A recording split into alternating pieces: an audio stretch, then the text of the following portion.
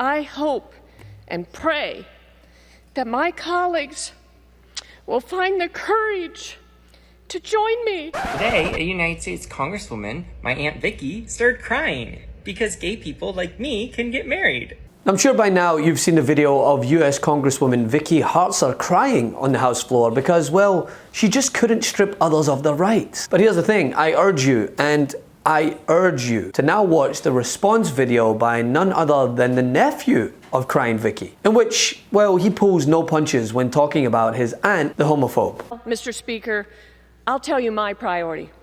Protect religious liberty, protect people of faith, and protect Americans who believe in the true meaning of marriage. Today, a United States Congresswoman, my Aunt Vicky, started crying because gay people like me can get married. I hope and pray that my colleagues will find the courage to join me in opposing this misguided and this dangerous bill. And I yield back. So, despite coming out to my aunt this past February, I guess she's still just as much as a homophobe. Let's be clear. Obergefell is not in danger, but people and institutions of faith are.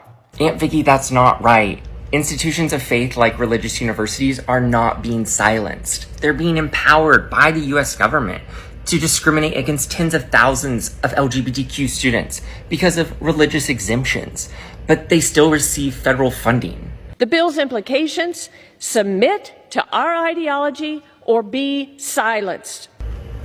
It's more like you want the power to force your religious beliefs onto everyone else. And because you don't have that power, you feel like you're being silenced. But you're not. You're just gonna have to learn to coexist with all of us. And I'm sure it's not that hard. Now, to no surprise, this video has since went mega viral, with Andrew Hartzler here offering further insight on CNN to what it was like growing up around people like his aunt, and discusses how he was subjected to conversion therapy via the medieval principles that his aunt and other religious sycophants want to uphold and, yeah, make law. To your parents, right? When you were 13 and you saw that, did you know that you were gay, and had you ever thought that you would reach this moment? Yeah, I did know that I was gay. From a young age, like I would say 11 or 12, it was a common pastime of me Googling like Vicky Hartzler and LGBTQ or gay and seeing what she had said that week about it. But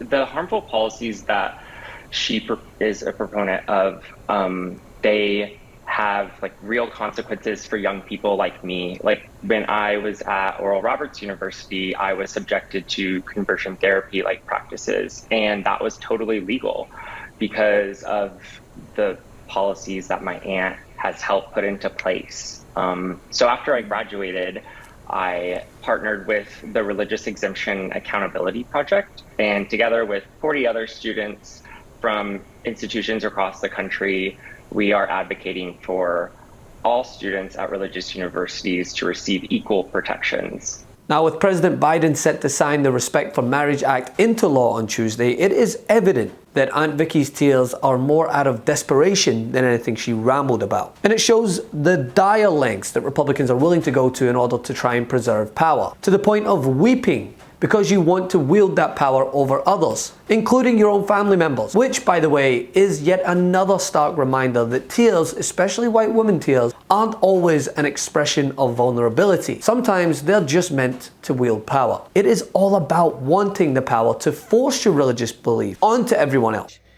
I hope and pray that my colleagues will find the courage to join me in opposing this misguided and this dangerous bill. And because you don't have that power, you feel like you're being silenced.